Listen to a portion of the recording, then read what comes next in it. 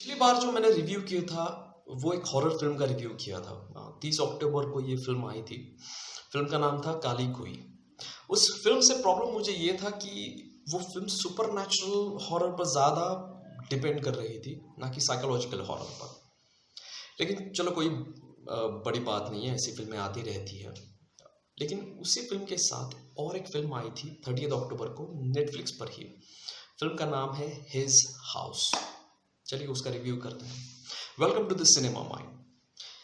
ये जो फिल्म है नेटफ्लिक्स पर ही रिलीज हुई काली कोई के साथ। और वैसे भी हैलोवीन का माहौल था, मतलब 31 अक्टूबर को हैलोवीन होता है यूएस में। तो उसी को ध्यान में रखते हुए शायद ये दो हॉरर फिल्में उन्होंने 30 अक्टूबर को रिलीज़ की होंगी, ऐसा मेरा मानना है। क्योंकि जिस तरह का फेस्टिवल का माहौल होता है उस तरह की फिल्में रिलीज़ की जाती हैं। तो ये एक और हॉरर फिल्म है his house. English film, British film है ये जो फिल्म है ये सुपर नेचुरल हॉरर फिल्म बिल्कुल नहीं है, ये एक साइकोलॉजिकल हॉरर फिल्म है। फिल्म देखते वक्त हमें ऐसा लग सकता है कि ये सुपर नेचुरल है, बट वैसा है नहीं है।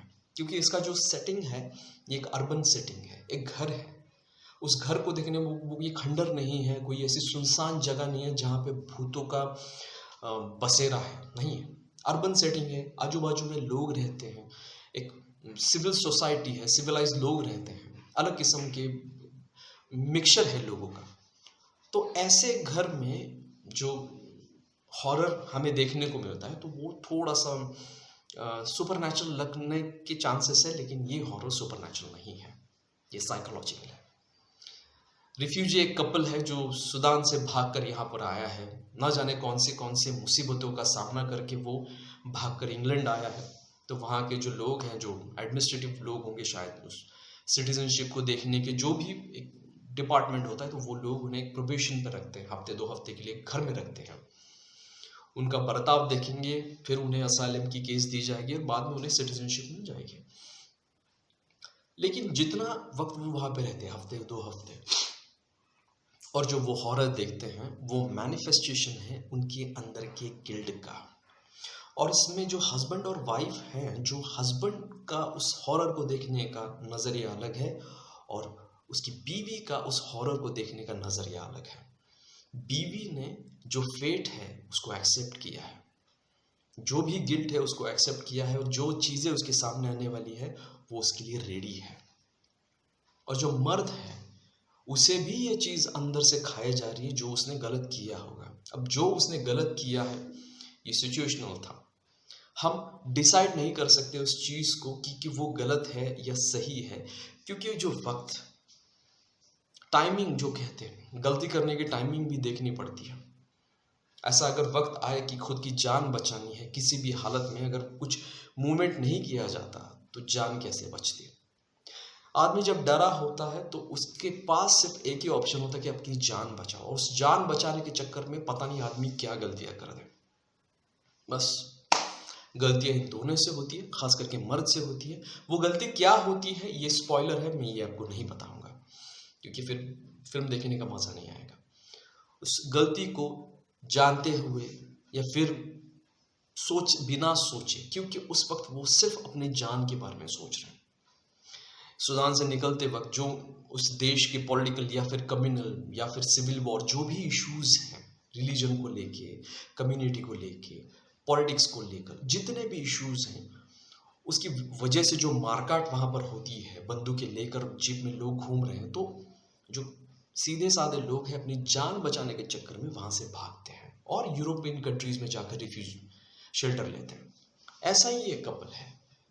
आदमी उस वक्त जब परेशान होता है, उस पर जब मुसीबतें आती है, तो वो सोच नहीं पाता, उसे बस इतना पता है कि खुद की जान बचानी है। तो वो जान बचाकर वहाँ इंग्लैंड जाते हैं और एक बेहतर ज़िंदगी की तलाश में।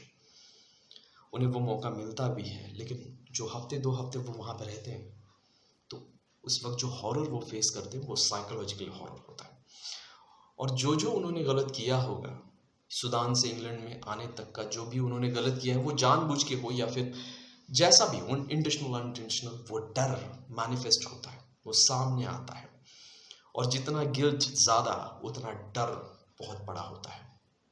और जिस तरह से वो सामने आता है वो हमें भी डराता है। तो इसलिए मेरे लिए ये साइकोलॉजिकल हॉरर फिल्म है, ये सुपरनैचुरल हॉरर नहीं है। ये लग सकती है सुपरनैचुरल हॉरर, और जिस तरह से वो चीज़ें सामने आती है, मैंने जैसे आपको बताया, जो हस्बैंड एंड वाइफ है दोनों का उस डर को देखने का नज़रिया अलग है। एंडिंग भी जिस तरह से उस फिल्म को एंड किया है, ये मुझे बेहद पसंद आया। मतलब कमाल की एंडिंग है इस फिल्म की।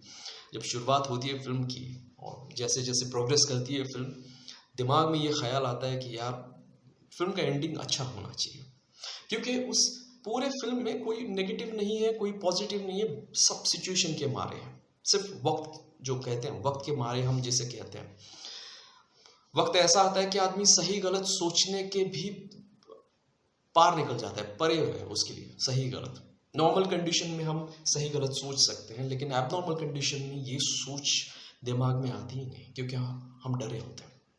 आज मैं अपने देश में बैठा हूँ, एक नॉर्मल एक ज़िंदगी जी रहा हूँ, तो मैं सोच रहा हूँ कि वो लोग जिनके देश में प्रॉब्लम है, political problem, communal problem, religious problems, तो वो लोग न जाने भूखे प्यासे दौड़ रहे अपने देश से, अलग देश में एक बेहतर ज़िंदगी जी रहे। उनका सब कुछ तो छीन जाता है, जो उस देश में वो नहीं कमा पाते, सब कुछ छीन जाता है। उनके घर जो भी है, उनके सपने सब शैटर हो जाते हैं, वो दूसरे देश में ये सब ढूंढते हैं। तो उनके लिए तो एक लाइफ चेंजिंग है, पूरी ज़िंदगी उनकी बदल जाती है, जो भी उन्होंने सोचा होगा अपनी लाइफ को लेकर। सब कुछ इस फिल्म में दिखाने की उन्होंने कोशिश की है, और इसमें सब टेक्स्ट जो कहते हैं, जो वो कहना चाहते हैं, वो उन्हें हमें समझना होता है। ये सिर्फ एक हॉरर फिल्म नहीं, ये एक ट्रेजेडी है रिफ्यूजी लोगों की। और मैं ये जो बता रहा हूँ, ये किसी पॉलिटिकल पॉइंट ऑफ व्यू से या फिर पॉलिटिकल एंगल से नहीं बता रहा हूँ, मैं ये एक ह्यूमन स्टोरी एज बता रहा हूँ, क्योंकि एक सिर्फ इंसान इस पॉइंट ऑफ व्यू से हम देखें तो सोचना, मतलब दिल डर जाता है कि एक आदमी को अपना देश छोड़ना पड़े और दूसरे देश में जाना पड़े। देश छोड़ना और दूसरे देश में, और वो भी खुशी खुशी नहीं। खुशी खुशी कोई देश नहीं छोड़ रहा है। ऐसा नहीं है कि इंडिया के आदमी को यूएस में एक अपॉर्चुनिटी मिली है बड़े से कंपनी में, तो वो यूएस में जा रहा है, इंग्लैंड में जा रहा है खुशी खुशी। मैं इस प्रकार का देश को छोड़ना, मैं इसको नहीं कह रहा हूँ। ऐसे कठिन समय में जहाँ पे खुद के देश में रहना तो चाहते हैं, लेकिन वहाँ की मारकाट और वहाँ का जो माहौल है, आप रह नहीं सकते, तो सब कुछ छोड़ छाड़ के ऐसी भागना पड़ता है। और पता भी नहीं है कि वो देश आपको, जिस देश में आप भाग के जा रहे हो, वो आपको एक्सेप्ट करेगा नहीं करेगा। बस होप्स के सहारे आपको वहाँ पे भागना पड़ता है। तो इस चीज़ को उन्होंने हाईलाइट करके दिखाया है। हाँ, एक ह्यूमन एंगल से हम इस फिल्म को देखें, पॉलिटिकल पॉइंट ऑफ व्यू अलग छोड़ के, तो ये बहुत ही बेहतरीन फिल्म है। ये टच कर गई मेरे दिल को। 1.5 घंटे की फिल्म है, डिसअपॉइंट बिल्कुल नहीं करेगी। और ये दिमाग में रखिए कि ये एक साइकोलॉजिकल हॉरर है, साथ में ये रिफ्यूजी लोगों की जो व्यथा है उसे भी दिखाती है। चलिए, मैं यहीं पे रुकता हूँ। नमस्ते।